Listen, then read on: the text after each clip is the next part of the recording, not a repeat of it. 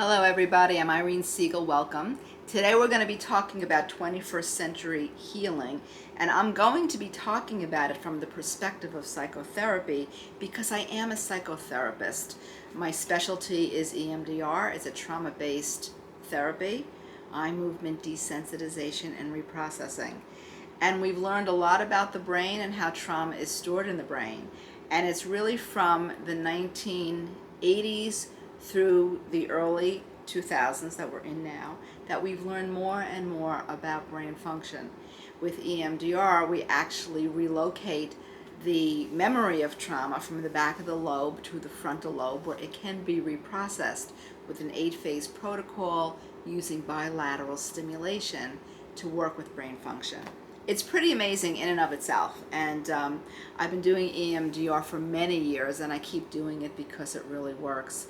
But I also integrate a very shamanic approach into what I do. And the shaman, for those of you if you might not be familiar with the term, a shaman is a healer in indigenous tribes. They work in the ordinary and the non-ordinary worlds. They work in the energy field as well as in the ordinary world, and they learn how to walk between those worlds in their healing practice. We can use EMDR, which I'm using just as an example. You don't have to be an EMDR therapist to understand the concept, but it really has to do with not just working in the here and now, but working in between the spaces. So in medicine, in science, we're learning that, healing happens based on what's happening in the energy field that surrounds the cell. In traditions such as shamanism, they believe that we can heal something in the energy field, and that translates into what's going into the body. As a psychotherapist, I've learned to work with my clients in a standard protocol, but to take them into what I will call non-ordinary space. I've learned over the course of my own training how to get centered in myself, how to connect to a higher part of myself, and how to expand in a way that I feel the interconnection of everything around me. I hold that there in my practice with my clients. Whether they do or not is not important. I am in those ordinary and non-ordinary spaces at the same time. Now, this does take some training, it takes some practice, but even if you as any kind of healer do some deep breathing, you find your center point, you go deep within, you get really quiet, you open your heart, you feel the connection to the earth, you feel the connection to your own divine presence, and you just hold your awareness there. And as a result of that, you can open that space for the person who's sitting next to you, or the person who even now during COVID-19, I've been doing Zoom sessions. So even over Zoom, it doesn't matter how close or far someone is from you, you're holding the space open for them. So 21st century healing, from my perspective, is about walking between the worlds and healing on multiple levels of awareness. In shamanism, they say that we can't have a true healing unless it's an ancestral healing, unless we can get to the threads, the patterns, the energy that has been held for generations back, that's been passed down. And as a therapist, I understand passing down belief systems, passing down family dynamics, passing down ways of being in the world. But in shamanism, it's more about the energy, the fabric of the energy that we're part of as we're born into this world. As two people come together and form a new human life, there's a pattern of energy that forms around that infant, that baby, before it's even born. Even as a fetus, that's being put into place, that's developing. So we can be in our lives and have issues in our lives that we are not even aware go back generations, go back to our ancestors, go back to planetary ancestral issues, not just personal. And now, especially in the United States, our backgrounds are varied. We're really a very mixed cultural group. So we draw on some of the wounds of our ancestors in ways we don't even recognize. So how do we work in between those spaces?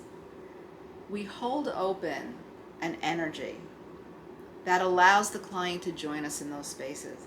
And if, as a practitioner, we're aligned to that larger awareness, or what Jung might call the collective unconscious, or others may call just the divine presence, as we hold our awareness there, the other person has an opportunity to choose to resonate with that or not. I'm part of Centerpoint in Huntington in New York, and our center is called Centerpoint. We have a classroom there. I've been teaching there for many years. My colleague has been teaching there for many years. And we've created a vortex of energy in that classroom. So people come in and they step into the classroom and they sit down for the class, and they are right there in that expanded space. Because we've nurtured that energy, we've nurtured that space, and we hold open that vortex of awareness. Now, most people don't know what that is. They just know they're having an experience.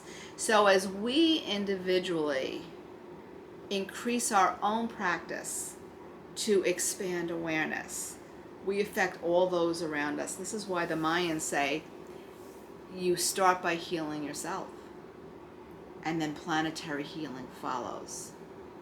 We start to expand our awareness.